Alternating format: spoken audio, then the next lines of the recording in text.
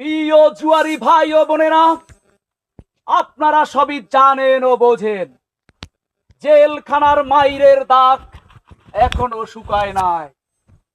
প্রিয় ভাই ও বোনেরা, আমরা একটি মহৎ উদ্দেশ্যে এই গ্রামকে পরিচালনা করতে চাই, কিন্তু এই মেম্বার, তথাকথিত মেম্বার, আরো কিছু দুষ্ট লোকের কারণে আমরা এই জুয়াটা এই এলাকায় প্রতিষ্ঠিত করতে পারছি না।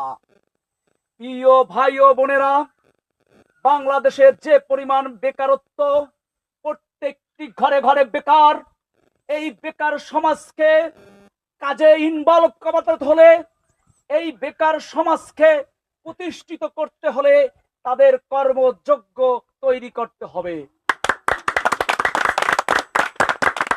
তাদেরকে কর্মঠ করতে হবে।